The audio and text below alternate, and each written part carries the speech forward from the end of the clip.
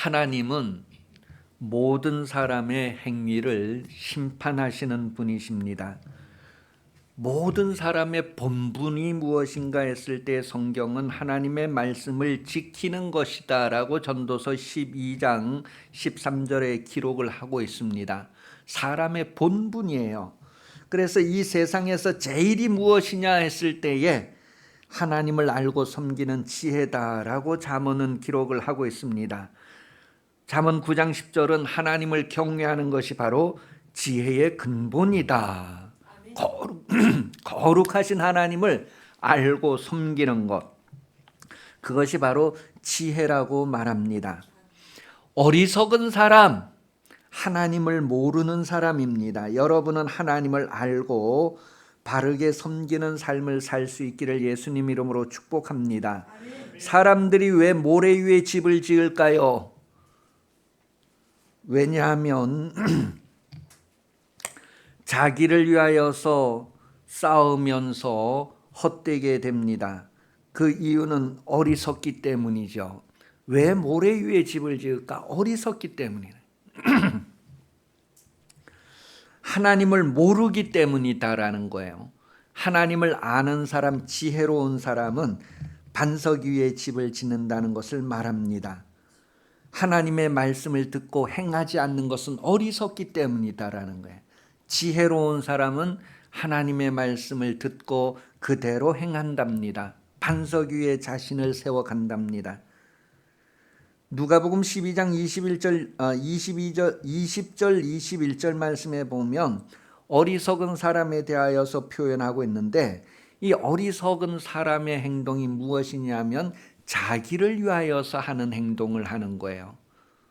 사람의 본분은 자기를 위함이 아니고 하나님을 위함인데, 자기를 위하여서 사는 인생이 바로 어리석은 인생, 하나님을 모르는 사람이다라고 성경은 확인을 해줍니다.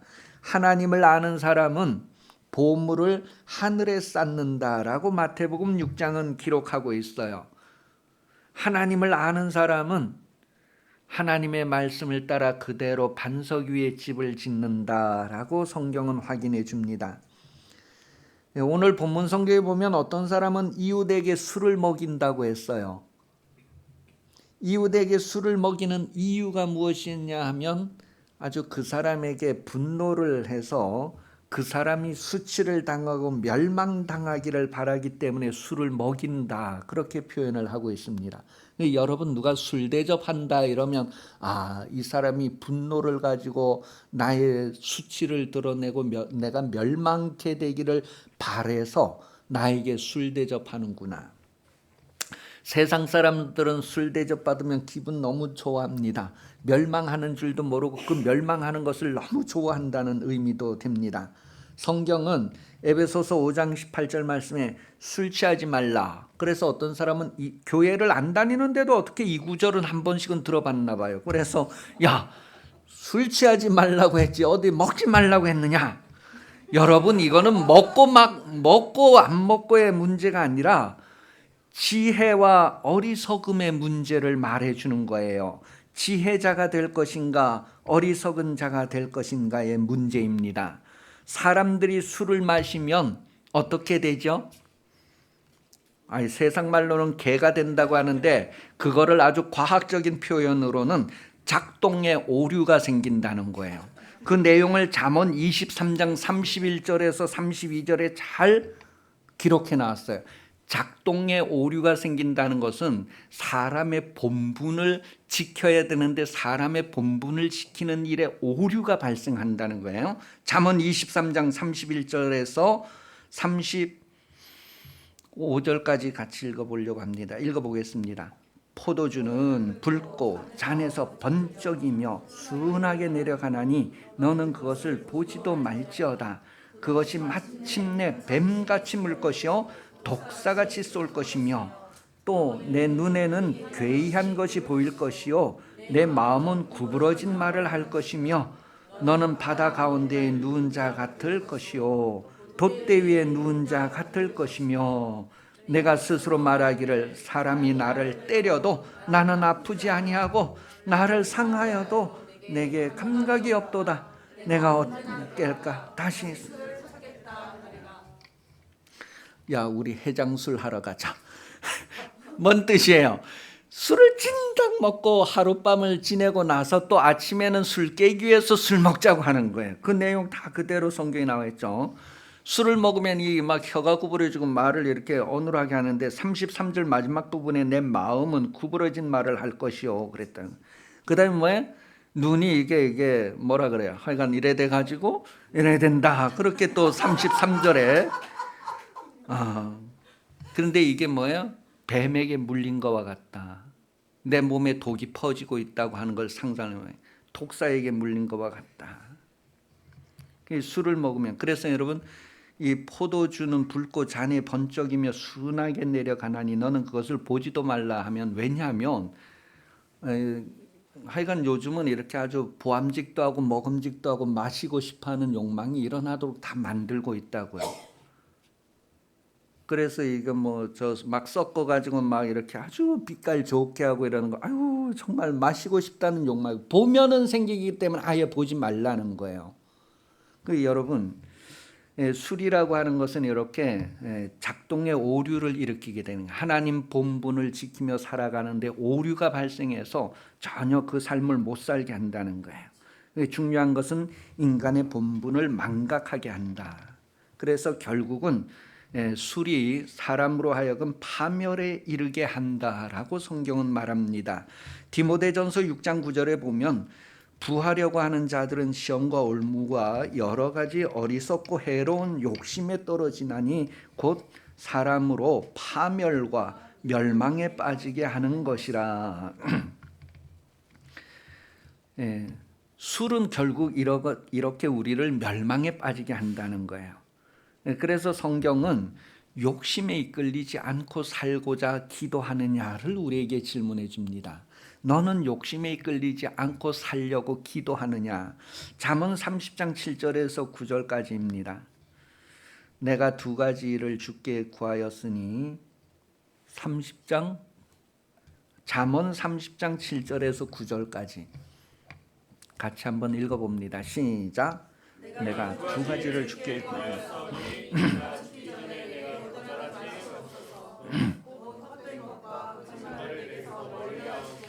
나를 가난하게도 마옵시고 부하게도 마옵시고 오직 필요한 양식으로 나를 먹이시옵소서. 혹 내가 배불러서 하나님을 모른다. 여호와가 누구냐 할까 하오며 혹 내가 가난하여 도둑질하고 내 하나님의 이름을 욕되게 할까 두려워함이니이다. 여러분 일용할 것으로 매일매일 이제 일용하게 먹을 것이 있는 것으로 감사하고 하나님을 인정하는 삶을 산다는 게 행복이다라는 것을 말합니다. 어떤 사람들은 생기면 있으면 더 있고 싶고 더 있고 싶고 그래서 그 막 이제 데모하고 이렇게 하는 사람들이 돈을 조금 받아서 데모하는 것보다도 많이 받아서 데모하는 것 같아요. 많이 받아 보니까 더 많이 받고 싶고 더 가지고 싶고 뭐 그래서 더 하는 것 같아요. 그러니까 여러분 오늘 본문은 결국은 술 취한 바벨론을 이야기해 주고 있는데 이 술 취한 바벨론이다라고 하는 것을 다니엘서 5장을 통하여 우리에게 소개를 해주고 있습니다. 다니엘서 5장에 보면 이 바벨론의 벨사살 왕이 술판을 벌였어요. 그런데 그 술판을 벌이고 한참 진행하다가 그 아버지 느부갓네살 왕이 예루살렘에 쳐들어가서 성전에서 가지고 온 금그릇, 은그릇 그것을 다 내다가 술판에 이제 사용을 하게 됩니다. 그때 왕궁 벽에 손가락이 나타나서 뭐라고 썼죠? 메네메네 되게 우바르신 그렇게 글을 막 쓴 거예요. 이 글을 보고 사람들이 막 덜덜덜덜 떠는데 무릎과 무릎이 막 부딪히는 소리가 나고 부딪힐 정도로 그렇게 떨었다는 것을 오늘 이 다니엘서 5장에 보면은 표현을 하고 있어요. 그러면서 이제 그 뜻이 무엇인가를 쭉 살펴보는데 정리하면 하나님이 이 벨사살 왕을 저울에 달아보니까 부족함이 드러났다는 거예요. 그래서 이제 이 바벨론 왕을 바벨론 땅이 이제 두 나라로 나누어져서 메대와 바사로 이렇게 분리되고 빼앗기게 될 것을 얘기하는 내용이 나와요.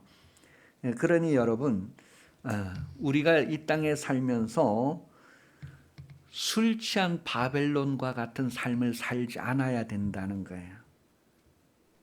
뭔가 하나님께서는 우리 모든 사람의 행위를 다 보시고 계시는데 하나님 앞에 참 부족하다. 내가 믿고 이 사명을 줬는데 이 직분을 줬는데 정말 이거 너무 부족하다. 그래 저울이 이제 쑥 내려가는 그런 인생이 되지 않기 위해서 기도해야 돼요. 왜 그런 인생이 되느냐 하면 대부분 자기를 위하여 욕심을 내면 그렇게 된다는 것을 말해주고 있어요. 본래는 바벨론이 하나님께서 이스라엘을 징계하는 막대기로 이렇게 삼으려고 했는데 이 막대기의 역할을 넘어서 완전히 그의 교만을 해서 아주 포악을 행함으로 말미암아 이제 버림을 당하게 되는 거예요.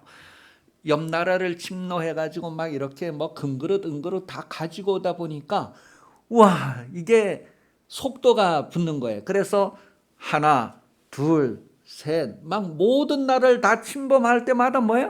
막 강포를 행하고 가지고 오는 거예요. 그래서 그것이 곧 부요하게 되는 것 같지만 그것으로 인하여 교만이라고 하는 게 드러나는 거예요. 탐심이라는 게 더 드러나는 거예요. 그래서 멈추지 못하고 그냥 과하게 이렇게 하나님의 말씀을 지나치는 그런 역할을 하게 되었다는 것을 말하게 됩니다. 이 술에 대한 이야기를 이 사해사본이라고 하는 데에서 사해 바닷가 동굴에서 이제 이렇게 발견된 그 원어에는 어떻게 나오느냐 하면 술을 제물이다 그렇게 표기가 되어서 나오는 걸 발견했어요. 제물이라는 거예요. 이 제물은 사람을 교만하게 만든다는 거예요. 그래서 여러 나라에서 제물을 막 약탈해 오다 보니까 이 나라가 너무너무 이제 높아지게 되었다는 것을 말해요. 재물은 사람을 교만하게 만든다. 그래서 우리 인생의 경험을 통해서 사람은 돈이 생기면 어떻게 된다고요? 달라진다 하잖아요. 전에는 우리하고 같은 수준으로 놀다가 갑자기 로또가 당첨되더니 이제는 뭐예요? 우리하고 같이 안 놀고 이렇게 사람이 변했다. 사람이 변했다 할 때 그거는 안 좋은 쪽으로 변했다는 의미를 대부분 담고 있어요. 그게 뭐냐면 돈이 생기면 이 마음이 벌써 이렇게 부요해지고 교만이 드러나게 된다는 거예요. 이 바벨론이 그와 같이 되었었고 바벨론이 바로 정복한 그 많은 나라들로부터 원성을 쌓게 되고 적대감을 쌓게 되고 그렇게 해서 결국은 멸망하게 된다는 거예요. 여러분 다른 사람들이 나를 원망하지 않도록 해야 돼요. 다른 사람들이 나를 미워하지 않도록 해야 돼요. 여러분 뭐 가끔 이렇게 경험이 있으십니까? 누군가가 나를 위해서 헌담하고 누군가가 나를 비방할 때면 이상하게 막 이렇게 하잖아요. 그죠? 다른 사람이 나를 적대감을 갖도록 나에게 원망을 쌓도록 그렇게 하지 않아야 된단 말이에요. 근데 바벨론은 이웃 나라를 쳐들어가서 막 그렇게 하면서 온 나라의 원성을 그런데 하나님이 그것을 들으신다고요. 하나님이 그것을 보신다고요. 그래서 바벨론을 멸망하게 하는 것이죠. 마태복음 5장 23절 24절에도 예배하는 자들에게 원망 들은 일을 없게 하라고 교훈을 해주고 있습니다. 형제와 형제 가족 사이에서도 서로 원망 들을 일을 하지 말아라. 그런 것들을 해결하고 와서 예배를 해야 된다고 말해주고 있어요.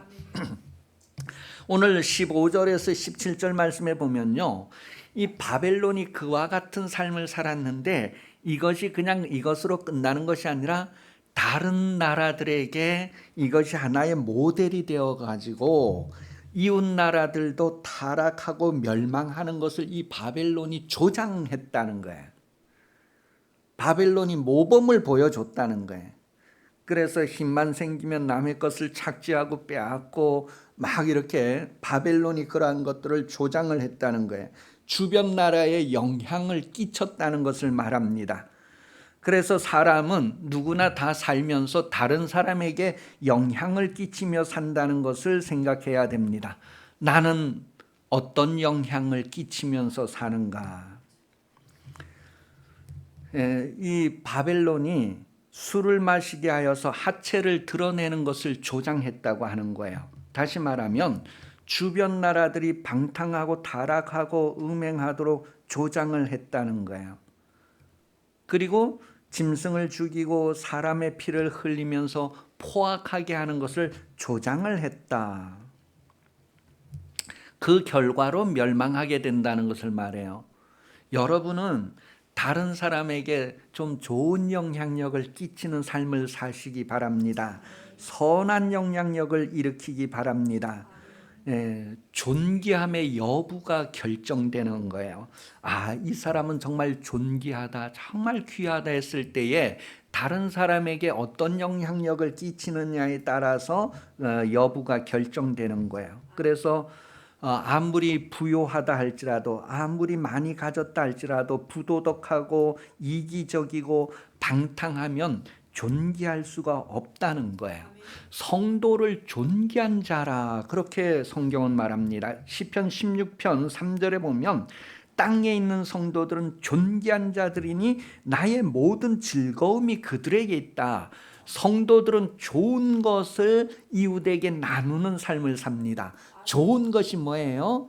하나님의 복음을 전해서 그 영혼이 살아나는 것이 제일 좋은 건데, 하나님은 그것으로 인하여서 너무너무 즐거워하고 기뻐하시게 된다는 것을 말하고 있어요. 성도가 존귀한 것은 이웃에게 선을 나누기 때문이고 선을 거두기 때문에 그렇습니다.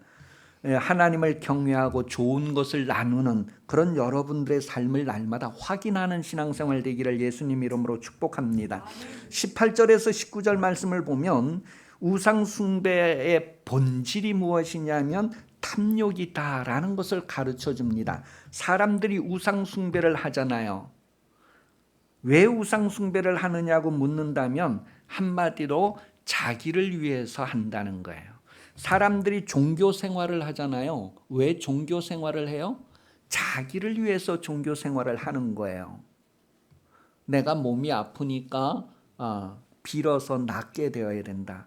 내가 뭘 가지고 싶고 이루고 싶으니까 기도해서 그것을 성취해야 된다. 사람들이 대부분 자기를 위해서 종교를 가집니다. 교회에 다니는 사람들 중에도 자기를 위해서 교회 다니는 사람이 있어요. 그것을 이제 신학적으로는 기복신앙이다, 그렇게 표현을 해요. 복을 받으려고. 그래서 예수 믿으면 복 받습니다, 예수 믿으면 잘 됩니다, 이렇게 전도하면 나중에 그 사람이 교회 왔는데도 잘 안 되고 복을 못 받으면 뭐예요? 야, 전부 다 구라치고 있다, 구라만 교회 다 모였다, 이렇게 하는 거죠. 여러분, 그래서 예수 믿으면 잘 된다 이렇게 하는 것이 아니라 예수 믿고 구원받아야 된다는 것을 얘기하는 거예요. 사람의 본분으로 돌아오도록 선함을 일으키는 삶을 살아야 된다는 것을 말해요. 세상 사람들은 그렇게 유혹을 합니다. 그래서 그 유혹을 따라서 다른 종교에 가는 사람들이 다 이렇게 무너져가는 소식을 우리는 자주 듣게 됩니다. 이단들은 그렇게 할지라도 우리는 정말 내가 하나님의 좋으신 분임을 경험하고 그것을 나누는 삶을 살아야 된다는 거예요. 고린도전서 8장 6절에 보면 우리는 우리를 위해서 있는 것이 아니고 주님을 위해서 있다, 그렇게 표현하고 있어요. 그러니까 우리를 위해서 신앙생활하는 것이 아니라 주님을 위해서. 그래, 인간의 본분은 하나님을 섬기는 것이다. 그 인간의 본분을 위해서 우리가 하나님을 경외하는 것이다라는 것을 말해주고 있어요. 하나님을 위하여서 그런 삶을 살아야 하는데 자기를 위하여서 사는 인생이 바로 우상 숭배하는 인생이 됩니다. 우상은 하나님 대신하여서 섬기는 대상을 말합니다. 그래서 우상에게 예물을 드리는 자가 괴로움을 더한다는 거예요. 우상을 섬기는 삶 자체가 괴롭고 고통스러운 삶이 된다는 것을 말합니다. 이 세상의 모든 만물은 하나님이 지으셨고 하나님이 하시는 일, 하나님의 영광을 드러냅니다. 우리는 그 영광을 찬송하고 그 영광을 하나님께 돌리는 거죠. 그런데 그 영광을 우상에게 돌리면 뭐예요? 하나님이 가증하다, 그렇게 보시는 것이죠. 사람이 이 땅에서 우상을 숭배하면 추해진다고 이사야서 44장 15절에서 17절 확인을 해주고 있습니다. 우상을 숭배하는 것이 얼마나 추해지는 건가. 정말 하나님을 섬기는 그런 아주 고상한 존재로서 우리가 합당해야 되는데 우상을 숭배하게 되면 추해진대. 어떻게 추해지는가를 자세하게 이사야 44장 15절에서 17절을 통하여 확인할 수 있어요. 로마서 1장 23절은 하나님의 영광을 동물의 모양 우상으로 바꾸어 버렸다. 그렇게 인간이 취해진 상태를 우리에게 소개를 해주고 있어요. 우상 숭배, 자기를 위하여 사는 인생은 어리석은 인생이다. 그 부자 비유를 통해서 누가복음 12장 20절에서 21절을 통하여 확인을 해주고 있어요. 어리석은 자여, 오늘 밤에 너의 영혼을 도로 찾으면 너가 쌓은 것이 누구의 것이 되겠느냐. 그래서 21절에 보면 누가복음 12장 21절 자던 사람도 멈추고 이제 21절 시작.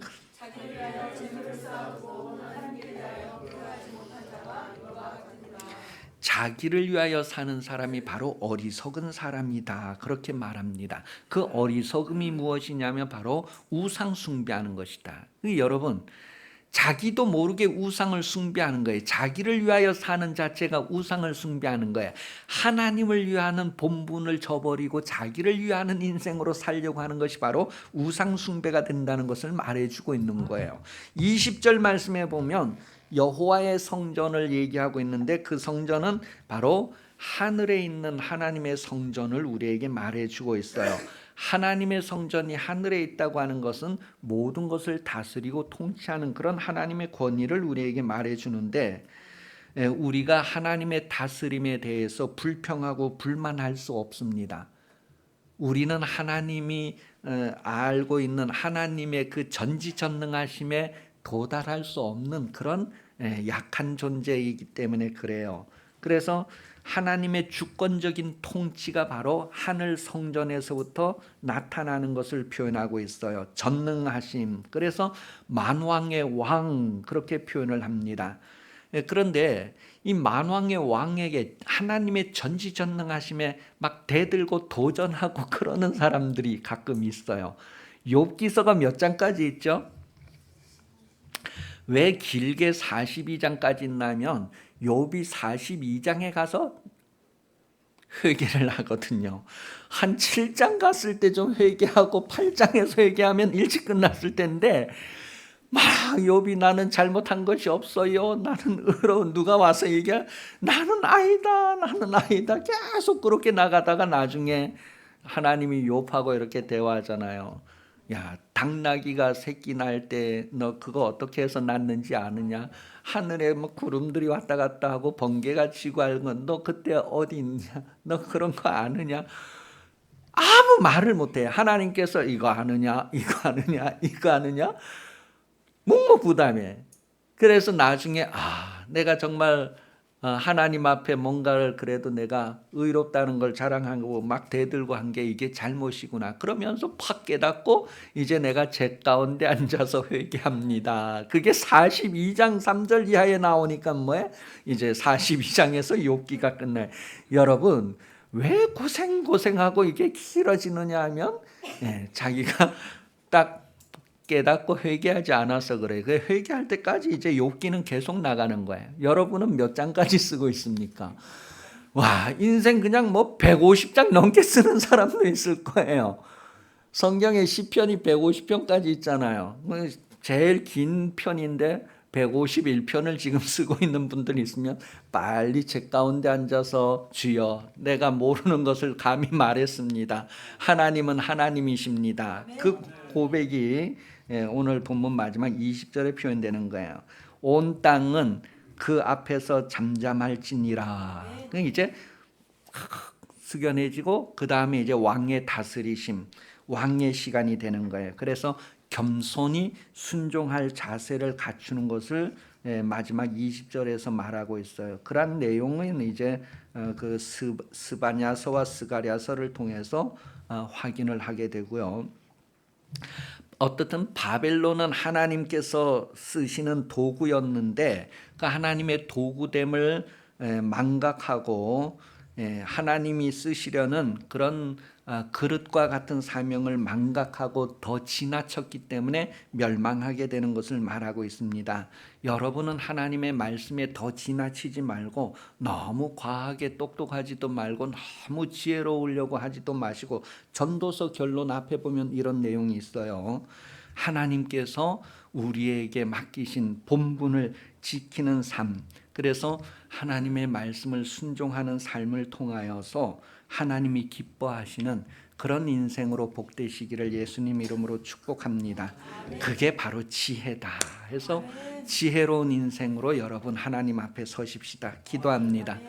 하나님 아버지, 성탄을 맞으면서 다시 한번 예수 그리스도를 우리 마음에 모시게 하시고 예수 그리스도의 장성한 분량에 이르러서 하나님을 경외하는 지혜를 뽐내게 하여 주시고 하나님을 아는 것을 자랑하게 하여 주옵소서. 나를 자랑하는 것이 아니라 세상에 쌓은 부요를 자랑하는 것이 아니라 하나님 아는 것을 자랑하게 하시고 하나님 섬기는 것을 자랑하는 생활들 되게 해 주시기를 원합니다. 우리를 하나님 섬기는 자로 지으셨으니 우리 본분을 알고 본분에 충실하여서 참으로 지혜로운 자라고 하는 소리를 듣는 성도의 인생이 되게 하여 주옵소서. 예수 그리스도를 기초로 하여 그 위에 성령을 따라 자신을 건축해가는 성도 되기 원합니다. 성령으로 기도하며 다시 오실 주님을 기다리는 우리 모두 되게 하여 주옵소서. 다시 오시는 예수 그리스도 은혜 베풀어 주시며 하나님 아버지 풍성하신 사랑하심과 성령 감화 감동 역사 인도 교제 보호하시는 은총이 대림절 셋째 주일 오후 예배 참석하여 머리 숙인 성도들 위해 영원히 함께 하시기를 간절히 축원하옵나이다. 아멘.